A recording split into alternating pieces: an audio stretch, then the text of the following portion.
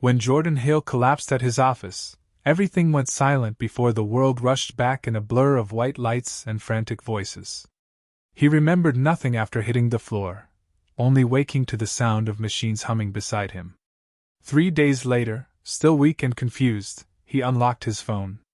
Instead of messages from his family, he saw a notification. He'd been tagged in a photo. His sister, Lila, smiling at a lakeside picnic, captioned it, "Family day without the drama." Jordan stared at the screen. So that's where they were, he whispered. He didn't cry, didn't text, didn't even curse. He just watched the comments roll in, laughing emojis, heart reactions, people complimenting the perfect Hale family. As the room beeped around him, he wondered when family turned into a performance, a curated lie. 4 days later, the phone became a different kind of weapon. 74 missed calls appeared at once. Then a single text from his father, Patrick. "We need you. Call now." Jordan let out a half laugh, half exhale. "Now you need me?" he muttered, sinking deeper into the pillow.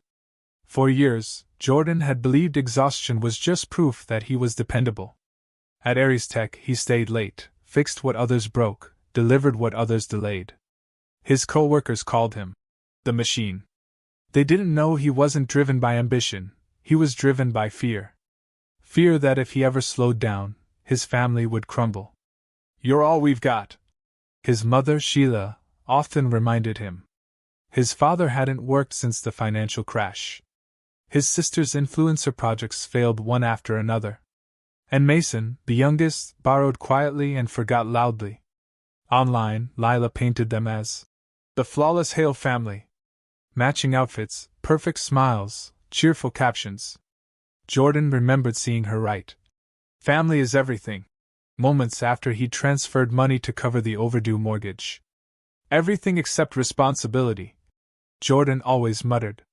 Only one person ever saw through the facade, Uncle Raymond, a retired tax investigator with a sharp eye and a sharper mind. "You can't audit love," he told Jordan once. "But you can tell when the math no longer adds up." Jordan didn't want to accept it, but deep down, he knew Ray was right. The night before his collapse, Jordan sat alone in the office at 11 p.m., staring blankly at a blueprint he couldn't focus on. His chest felt tight, breath shallow, vision narrowing. Then his phone buzzed. A message from Lila. "Hey, need you to cover my rent. Promise I'll pay next month." He typed, "I can't," but deleted it. He typed, "Not this time," but erased that too. Finally he sent what he always sent. "Sure." That was his final act before his body shut down, sending him crashing to the floor. When Jordan woke in the hospital, everything felt distant, the ceiling tiles blurry, the nurse's questions muffled. A doctor explained calmly, "Cardiac episode. You're lucky a coworker found you." Jordan blinked. "Lucky?" he asked. "That's unsettling." They told him they'd contacted his emergency numbers. His parents hadn't answered. "We left several messages," the nurse added quietly. By day 3, the sunlight had crossed the room twice without a single visitor. When the nurse placed his charged phone in his hand, Jordan felt a strange dread. He opened it anyway. The family picnic posts loaded slowly, sunlight, water, their smiling faces. His mother holding homemade pastries. His father lifting a beer. Mason flashing a peace sign beside Lila as she leaned into the camera. Jordan stared. "No guilt," he whispered.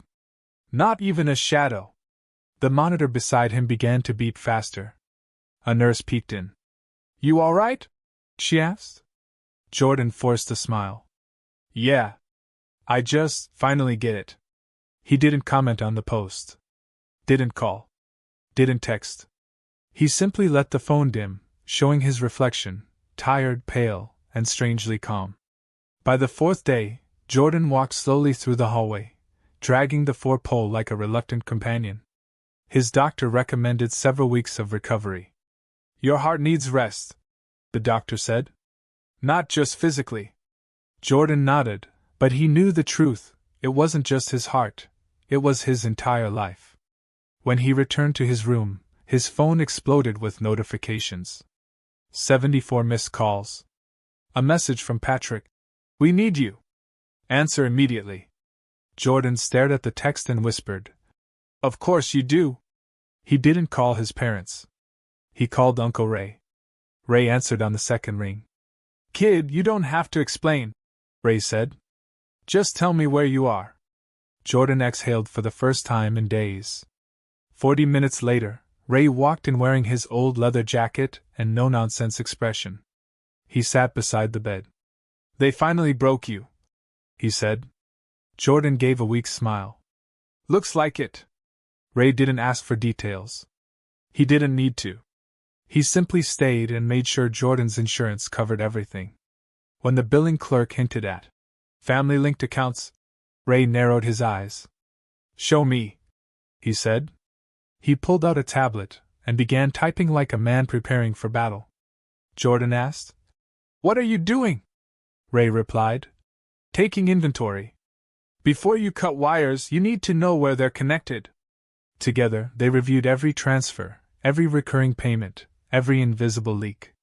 Lila's rent, Mason's tuition, Sheila's car insurance, utilities for the family home, all flowing from Jordan's accounts. Jordan whispered, "How did I let this happen?"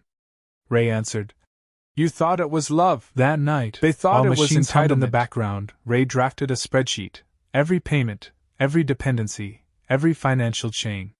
He placed it in Jordan's hands. "Tomorrow," he said, "we start cutting." Jordan couldn't sleep. He kept seeing the picnic photo and hearing the doctor's voice saying he was lucky. By morning, he called the bank. The clerk recognized his voice immediately. By lunchtime, he had canceled every transfer. Lila's rent, gone. Mason's tuition, cut. Sheila's insurance, removed. With each click, Jordan felt his lungs expand a little more. By evening, his phone began buzzing again. First, a text from his mother. "Why didn't you tell us you were in the hospital?" Then from Mason. "This is a misunderstanding. Please call." Jordan ignored them. Ray watched him silently before asking, "Guilt kicking in yet?" Jordan nodded. "A bit." Ray folded his newspaper. "It'll fade. Guilt is the toll paid before freedom." The next day, Jordan was discharged. Ray drove him home. His apartment felt small, unfamiliar, like it belonged to someone who no longer existed. When Jordan blocked their numbers, the Hale family panicked. 2 days later, Ray invited him to Portland to regroup. Ray's small brick house smelled like cedar and old books. He cleared the dining table, spreading documents like a general preparing a siege. "Every story leaves clues," Ray said. "Yours left receipts." They traced the Hale family's financial trail, credit lines tied to Jordan, loans disguised as temporary help, investments gone missing. Without Jordan's money, their empire of appearances collapsed. Sheila's voice messages sounded sweet but sharp. Lila's texts were frantic. Mason's were guilt-tripping. A week later, Jordan spotted a car outside his building. His father. Patrick waited in the driver's seat like a collector waiting for payment. Jordan didn't go down. That night, a new message arrived. "You're destroying everything we built." Jordan laughed out loud. "Everything I built," he corrected. Ray read the text and nodded. He just told on himself. Then Lila escalated.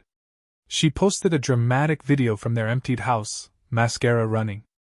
"They took everything," she cried. "And guess who allowed it?" She flashed a cropped photo of Jordan. Comments flooded in, pity, sympathy, outrage. Ray watched the video silently, then made 3 phone calls. Within 2 days, they obtained the mortgage records, loan defaults, and spending history. The truth was uglier than Jordan imagined. Equity drained to fund Lila's failed beauty brand. Mason's equipment purchases charged to Jordan's name. Sheila's shopping sprees labeled emergencies. Jordan didn't need to expose them, the numbers did. Still, Ray advised, "We file legally. Clean, quiet, permanent." Together with Ray's lawyer friend, they prepared a cease and desist order. No contact, no impersonation, no claims to Jordan's finances. The backlash hit the Hale family like a storm they never saw coming. Social media turned on Lila immediately. Someone stitched her crying video beside her. "Family day without the drama." Post. "So where was your concern when your brother was in the hospital?" the caption asked. The comments exploded. Brand deals vanished. Collaborators unfollowed her publicly. Mason's online shop was bombarded with criticism. Patrick's brokerage clients withdrew. Sheila's Facebook page became a battlefield. Ray handed Jordan a cup of coffee. "You didn't have to raise a finger," he said. "Truth works on autopilot." The next day, Sheila texted, "Please, can we talk?" Jordan stared at it, but didn't reply. The silence felt heavier but also cleaner. Then came a courier envelope from Patrick himself. Inside, a freshly written will. "A son who rejects the family forfeits inheritance until reconciliation." Jordan laughed. "They still think I want something from them." Ray chuckled. "They're not used to someone choosing peace over money." That evening, Jordan drafted his own letter, official, cold, clear. He waived all inheritance and requested permanent no contact. 2 weeks later, Jordan and Ray packed the essentials, a suitcase, laptop, and a few pictures, and drove east toward Colorado. The mountains rose like quiet guardians as they approached the small cabin Ray had rented. "You need silence," Ray said. "Real silence." Jordan didn't argue. For the first time, he welcomed it. Mornings were spent sipping coffee on the porch. Evenings passed with the wind brushing against the roof. He started working remotely, fewer hours, no pressure. Slowly, the panic in his chest loosened. Occasionally, he still received messages, cousins asking about the drama, strangers claiming to support him. Jordan ignored them all. His truth no longer needed an audience. Ray watched him from across the room, newspaper in hand. "You did it, kid," he said one morning. Jordan smiled. "It cost everything." Ray sipped his coffee. "That's the discount price." And he was right. Jordan had finally stepped outside the cage he'd lived in for years. Expectations, obligations, guilt disguised as love. Now, when Jordan heard nothing from his family, he felt peace, not panic. Silence no longer meant defeat. It meant freedom. His family still tried reaching him through others, indirect messages, emotional bait, distant relatives testing his resolve. He never responded. Some stories don't need new chapters. They need a closing line. Jordan had finally found his. If anyone ever told him he was selfish for choosing himself, he had an answer now. Survival isn't selfish. And as he stood on the cabin porch beneath the Colorado sky, he finally felt it, a life that belonged to him.